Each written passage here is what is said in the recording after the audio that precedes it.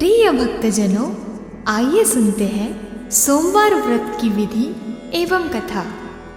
सोमवार व्रत की विधि। सोमवार का व्रत साधारणतया दिन के तीसरे प्रहर तक होता है। व्रत में फलाहार या पारण का कोई खास नियम नहीं है, किंतु यह आवश्यक है कि दिन रात में केवल एक समय भोजन करें। सोमवार के व्रत में शिव जी पार्वती जी का पूजन करना चाहिए। सोमवार के व्रत 3 प्रकार के हैं: साधारण प्रति सोमवार, सौम्य प्रदोष और 16 सोमवार विधि तीनों का एक जैसा है। शिव पूजन के पश्चात कथा सुननी चाहिए। प्रदोष व्रत 16 सोमवार कथा तीनों की अलग अलग है, जो आगे लिखी गई है। सोमवार व्रत कथा। एक बहुत धनवान साहूकार था, जिसके घर धन आदि किसी प्रकार की कमी नहीं थी, परंतु उसको एक दुख था कि उसका कोई पुत्र नहीं था। वह इसी चिंता में रात दिन रहता था। वह पुत्र की कामना के लिए प्रति सोमवार को शिव जी का व्रत और पूजन किया करता था, तथा सायंकाल को शिव मंदिर में जाकर शिव जी के श्री विग्रह के सामने दीपक जलाया करता था। उसके इस भक्तिभाव को देखकर एक समय श्री पार्वती जी ने शिवजी महाराज से कहा कि हे प्रभु, यह साहूकार आपका अनन्य भक्त है और सदैव आपका व्रत और पूजन बड़ी श्रद्धा से करता है। इसकी मनोकामना पूर्ण करनी चाहिए। शिवजी ने कहा, हे पार्वती, यह संसार कर्म क्षेत्र है। जैसे किसान खेत में जैसा बीज बोता है, वैसा ही वो फल काटता है। उसी तरह इस संसार में जैसा कर्म करते हैं, वैसा ही फल भोगते हैं। पार्वती जी ने अत्यंत आग्रह से कहा, महाराज, जब आपका अनन्य भक्त है और उसको अगर किसी प्रकार का दुख है, तो उसको अवश्य ही वह दुख दूर करना चाहिए, क्योंकि आप सदैव अपने भक्तों पर दयालु होते हैं और उनके दुखों को दूर करते हैं। यदि आप ऐसा नहीं करेंगे तो मनुष्य आपकी सेवा तथा व्रत क्यों करेंगे? पार्वती जी का ऐसा आग्रह देख शिवजी महाराज कहने लगे, हे पार्वती, इसके कोई पुत्र नहीं है। इसी चिंता में यह अति दुखी रहता है।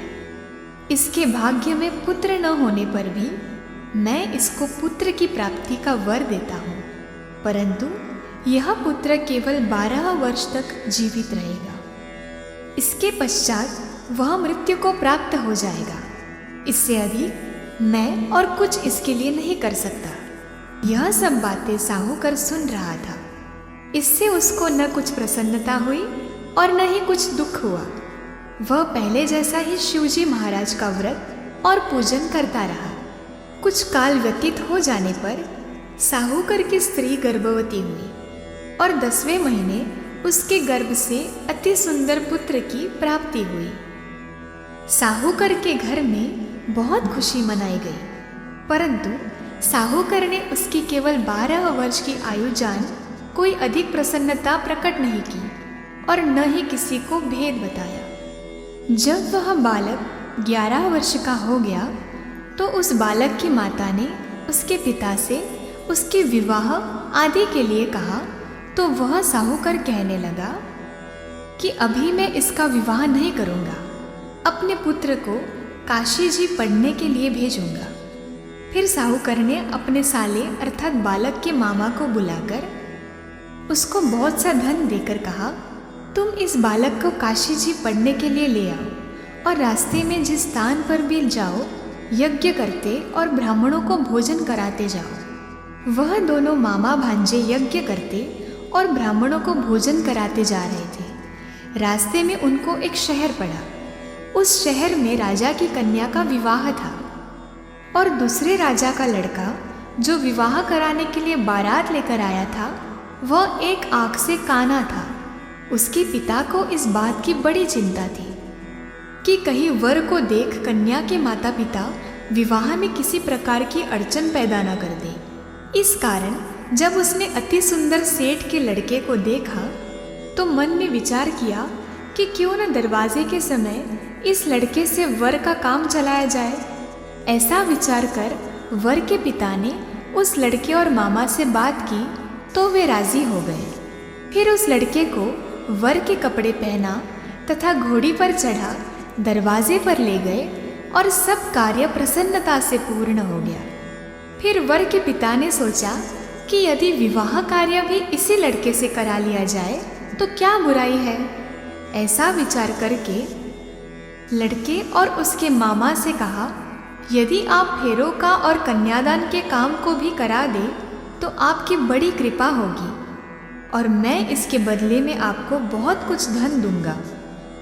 तो उन्होंने स्वीकार कर लिया और विवाह कार्य भी बहुत अच्छी तरह से संपन्न हो गया। परंतु जिस समय लड़का जाने लगा तो उसने राजकुमारी की चुंदड़ी के पल्ले पर लिख दिया कि तेरा विवाह तो मेरे साथ हुआ है, परंतु जिस राजकुमार के साथ तुमको भेजेंगे वह एक आँख से काना है और मैं काशी जी पढ़ने जा रहा हूँ। लड़के के जाने के पश्चात उस राजकुमारी ने जब अपनी चुंदड़ी पर ऐसा लिखा हुआ पाया तो उसने राजकुमार के साथ जाने से मना कर दिया और कहा कि ये मेरा पति नहीं है, मेरा विवाह इसके साथ नहीं हुआ है, वो तो काशी जी पढ़ने गया है। राजकुमारी के माता पिता ने अपनी कन्या को विदा नहीं किया और बारात वापस चली गई। उधर सेठ का लड़का और उसके मामा काशी जी पहुंच गए। वहां जाकर उन्होंने यज्ञ करना और लड़के ने पढ़ना शुरू कर दिया। जब लड़की की आयु 12 साल की हो गई, उस दिन उन्होंने यज्ञ रचा रखा था कि लड़के ने अपने मामा से कहा, मामा जी आज मेरी तबीयत कुछ ठीक नहीं है। मामा ने कहा, अंदर जाकर सो जाओ। लड़का अंदर जाकर सो गया और थोड़ी देर में उसके प्राण निकल गए। जब उसके मामा ने आकर देखा तो वह मुर्दा पड़ा है तो उसको बड़ा दुख हुआ और उसने सोचा कि अगर मैं अभी रोना पीटना मचा दूंगा तो यज्ञ का कार्य अधूरा रह जाएगा। अतः उसने जल्दी ये यज्ञ का कार्य समाप्त कर ब्राह्मणों के जाने के बाद रोना पीटना आरंभ कर दिया। संयोगवश उसी समय शिव पार्वती उधर से जा रहे थे। जब उन्होंने जोर जोर से रोने की आवाज़ सुनी तो पार्वती जी कहने लगी, महाराज कोई दुखिया रो रहा है, इसके कष्ट को दूर कीजिए। जब शिव पार्वती ने पास जाकर देखा तो वहाँ एक लड़का मुर्दा पड़ा था। पार्वती जी कहने लगी, महाराज यह तो उसी सेठ का लड़का है जो आपके वरदान से हुआ था। शिव जी कहने लगे, हे पार्वती, उसकी आयु इतनी थी सो यह भोग चुका। तब पार्वती जी ने कहा, हे महाराज, इस बालक को और आयु दो, नहीं तो इसके माता पिता तड़प तड़प कर मर जाएंगे। पार्वती जी के बार बार आग्रह करने पर शिव जी ने उसको जीवन दान दे दिया और शिव जी महाराज की कृपा से लड़का जीवित हो गया। शिव पार्वती कैलाश चले गए। तब वह लड़का और उसके मामा उसी प्रकार यज्ञ करते तथा ब्राह्मणों को भोजन कराते अपने घर की ओर चल पड़े। रास्ते में वे उसी शहर में आए जहाँ उसका विवाह हुआ था।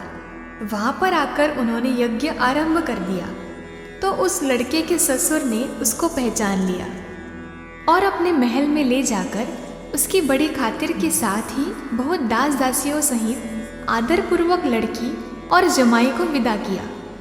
जब वे अपने शहर के निकट आए तो मामा ने कहा, मैं पहले तुम्हारे घर जाकर खबर कराता हूँ।